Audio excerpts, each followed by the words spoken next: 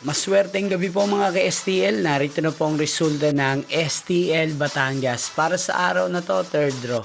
January 15, 2026, araw ng Huwebes. Naway ang mga natayaan nyo pong mga numero kanina ay manalo nawa ngayong gabing ito, 8:30 PM. Kaya kunin nyo na po ang inyong mga ticket. Narito na po ang resulta. Ang mga numerong nanalo sa STL Batangas ngayong gabing ito, January 15, 2026.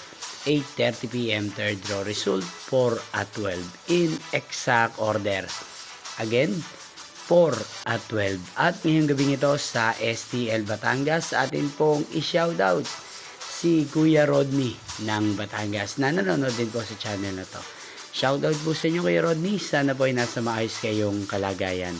At sa lahat po ng mga taga Batangas, shoutout po sa inyo. Inyo pong napanood ang resulta ng STL Batangas.